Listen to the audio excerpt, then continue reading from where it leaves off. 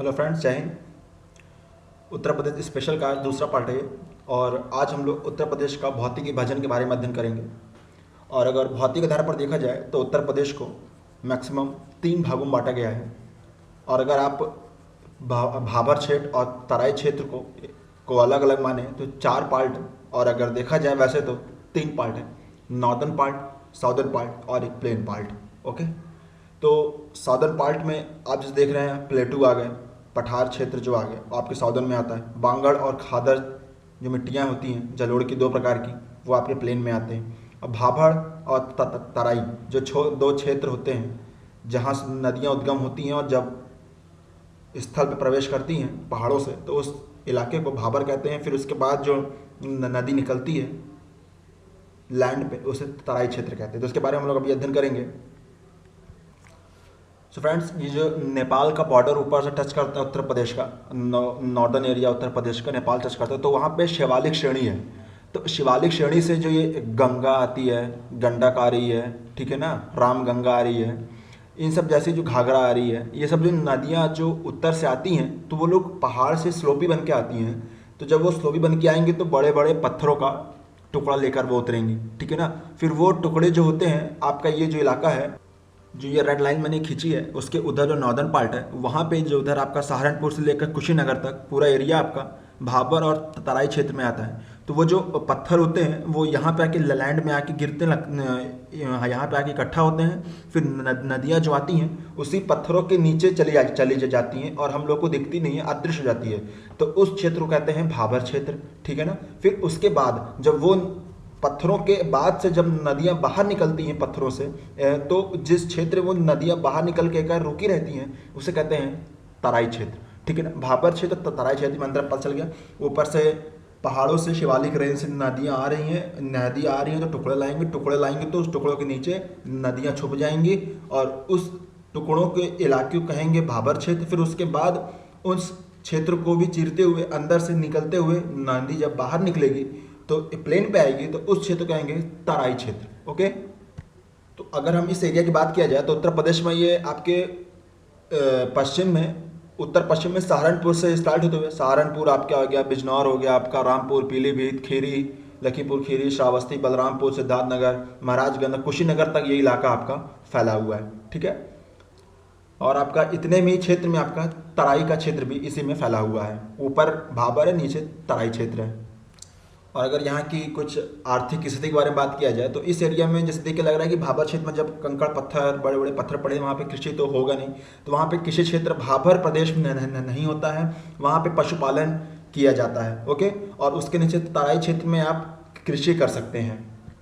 और एक मानदंड क्वेश्चन बनता है कि अगर मैं आपको स्लाइड में लेकर चलूँ जैसे कि ये वाली, तो आपका जो ये, अगर आप सहारनपुर से कुशीनगर साइड आएंगे, मतलब कि पश्चिम से पूरब आएंगे, तो ये जो भाबर प्रदेश का जो क्षेत्र होता है, भाबर प्लेन, वो घटता चला जाता है, ठीक है ना। पश्चिम से पूरब आएंगे, सहारनपुर से कुशीनगर तक आएंगे तो उसका क्षेत्र आपको कम होता चला जाएगा, ठीक है ना। और तराई में उल्टा होता है। तराई क्षेत्र में क्या करेंगे, अगर आप कुशीनगर से अगर आप सहारनपुर जा रहे हैं तो तराई क्षेत्र आपका, तब इधर से आपका तराई क्षेत्र घटेगा। अगर देखा जाए तो सहारनपुर से कुशीनगर आएंगे तो भाबर क्षेत्र घटेगा, और अगर कुशीनगर से सहारनपुर जा रहे हैं तो आपको तराई क्षेत्र आपको घटता हुआ नजर आएगा। मतलब कि पूर्वी क्षेत्र में, उत्तर पूर्वी क्षेत्र में आपको तराई क्षेत्र बड़ा दिखेगा और उत्तर पश्चिम में तराई क्षेत्र छोटा दिखेगा। और इस क्षेत्र में पानी इकट्ठा रहता है तो इस क्षेत्र में डेंगू मच्छर ज़्यादा होते हैं। गोरखपुर के क्षेत्र में इसलिए देखिए चमकी बुखार, जो बिहार में चमकी कहते हैं, यहाँ पे उसको आप कह सकते हैं इंसेफ्लाइटिस कहते हैं, दिमागी बुखार ज़्यादा होता है मच्छरों की वजह से। इसी सब की वजह से कारण है कि हम लोग का उत्तर प्रदेश का जो क्षेत्र है वो अधिकतर मच्छरों से ग्रसित रहता है और इन सब बीमारियों से। ओके, और अब हम लोग आते हैं मध्यवर्ती अपने इलाके में, प्लेन पार्ट जो है मध्यवर्ती है। तो उसमें जैसे कि नदियाँ ऊपर से आती हैं प्लेन में, तो और वो नदियाँ जब आती हैं तो इस मध्यवर्ती क्षेत्र में आते हुए ये आपका पूर्वी साइड आपकी झुक के चली जाती है बिहार साइड, ठीक है ना। मेन इसमें गंगा और यमुना इसकी मेन है, और इसके बाद में इसकी सारी ट्रिब्यूटरी आती हैं। इधर से नीचे से आपको विंध्याचल रेंज काटते हुए नीचे से आती है, ऊपर से हिमालय शिवालिक रेंज से आती है, घाघर हो गई, गंडक हो गई, बहुत सारी नदियाँ भी हम लोग पढ़ेंगे आगे।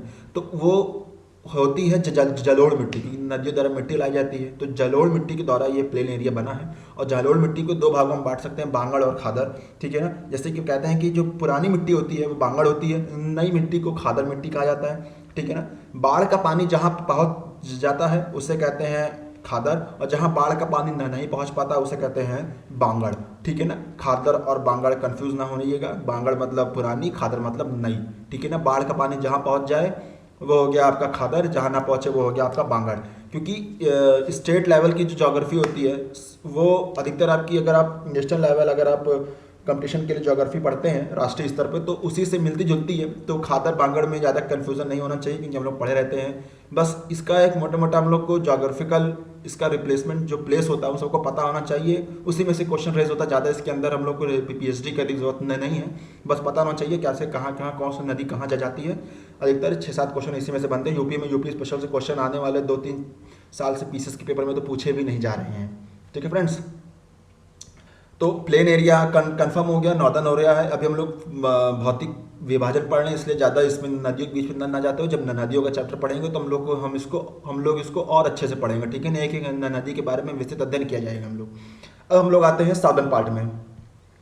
हम लोग अगर ललितपुर से लेकर अगर हम लोग सोनभद्र के इलाके में चलते हैं, नीचे ये आपका ललितपुर हो गया, ये जो ग्रीन लाइन के इधर साउथ में जो लिखा है वो साउदर्न पार्ट है। और अगर हम मैप में देखें तो ये ललितपुर हो गया आपका, जालौन हो गया, झांसी, हमीरपुर, बांदा, चित्रकूट वाला इलाका, इलाहाबाद का साउदर्न एरिया, और मिर्ज़ापुर और सोनभद्र, इस इलाके को जोड़ा जाए अगर तो ये आपका आता है पठारी क्षेत्र में, उत्तर प्रदेश का पठारी क्षेत्र।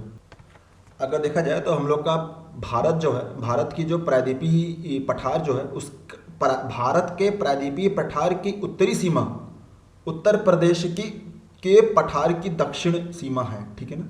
मतलब कि उत्तर प्रदेश का जो दक्षिण वाला भाग है वहाँ तक पूरे भारत के प्रायद्वीप का उत्तरी भाग आके टच होता है सोनभद्र और मिर्ज़ापुर के इलाके में, ठीक है। यानी कि पूरे प्रायद्वीप का उत्तरी भाग उत्तर प्रदेश के दक्षिण भाग को टच करता है, ठीक है ना। इस इलाके में क्या होता है कि जो नदियाँ आती हैं आपकी, चंबल हो गई, टोंस हो गई, बेतवा हो गई, ऐसी नदियाँ आपकी जो पठारी क्षेत्र से निकल के उत्तर की साइड आती है, तो वो सब यहाँ के जो पठार पत्थर होते हैं, जो पहाड़ होते हैं पठार, उनको काटती हुई चलती है। इसलिए यहाँ पे आपको अमनालिका ज़्यादा दिखेगी। जो इस क्षेत्र के रहने वाले होंगे छात्र छात्राएँ वो परिचित होंगे इन सब चीज़ों से। अमनालिका हम लोग राष्ट्रीय स्तर पढ़े हैं। पठारों को नदियाँ जो काट के अपना रास्ता बनाती हैं उसे एक नाली नुमा संरचना बनती है, उसी को हम लोग कहते हैं अमनालिका। और जब नदी यहाँ कटाव कर रही है तो यहाँ पे जलप्रपात भी बनेंगे, ठीक है ना। और यहाँ पे जलप्रपात बनेंगे और क्या होता है कि नदियाँ जब चलती हैं तो एक गड्ढे का निर्माण करती हैं। चंबल नदी जिसके लिए बहुत ज़्यादा विख्यात है अपने इसी गड्ढे नुमा संरचना के लिए। यदि हम लोग इस क्षेत्र की मिट्टी के बारे में बात करें तो यहाँ पे लाल मिट्टी पाई जाती है। और जैसे आपका भी मैं आपको एक डायग्राम दिखाऊँ तो पता चलेगा। तो ललितपुर और झांसी और मांडा जैसे जो आपका इलाका है, ये महोबा जैसा इलाका जो है, और जब ग्वालियर वाला जो इलाका आपका आता है, एमपी वाला जो बॉर्डर है, तो इन सबको क्षेत्र को अगर देखा जाए ना तो यहाँ पे लाल मिट्टी पाई जाती है, ठीक है ना। यहाँ पे लाल मिट्टी अधिकतर रूप में पाई जाएगी। तो ये कुछ भौतिक विभाजन है, आप लोग समझ में आ गया होगा। और अगर हम लोग इसकी संरचना अपने उत्तर प्रदेश की बात करें तो बीच वाला भाग जो आपका प्लेन वाला इलाका है, जो बांगड़ और खादर वाला है, वो बीच में धंसा हुआ है और उत्तर से दक्षिण से भाग वाला उठा हुआ है। एग्जाम्पल रूप में आप अपने हाथ की हथेली को रख सकते हैं आगे, हथेली को रखिए आगे और बीच में आपको गड्ढा दिखेगा, उसको आप प्लेन समझिए। और अपने उत्तर वाली चीज़ को शिवालिक श्रेणी समझिए और साउथ में विंध्य वाली रेंज समझिए, जो प्रायद्वीप का उत्तरी भाग पूरे भारत का वो है। तो ये अपना उत्तर प्रदेश का नक्शा एक समझ सकते हैं। नदियाँ जब भी आती हैं तो आपके प्लेन एरिया में आके आपके मिल रही है, ठीक है ना। यहीं पे आपके ये गंगा और यमुना जहाँ मिल रही है वो प्रयागराज का संगम में टोंस आके यहीं मिल रही है, ठीक है ना। कन्नौज में आके ऊपर से नदी, तो बहुत सारी नदियाँ आके इसे प्लेन एरिया मिलती है। तो इसी को इस तरह आप लोग की यूपी की कुछ भौगोलिक संरचना है और इसका विभाजन है, ठीक है ना। Bhabar plain, Terai plain, Bangar, Khadar, plateau, royal red soils, southern part, plain part, northern part, इन सब चीज़ के बारे में आप जान गए। उत्तर प्रदेश का भौतिक विभाजन और इन सब के Bhabar plain, Terai plane, national level geography पढ़े ही होंगे आप लोग और मोटा मोटा हम भी समझा दिए हैं। तो यही था फ्रेंड भौतिक विभाजन। आगे इसकी नया पार्ट आएगा। तो अभी के लिए इतना ही। Thank you very much for discussion. This आशुपद है, शाइनिंग ऑफ, बाय बाय, जय हिंद।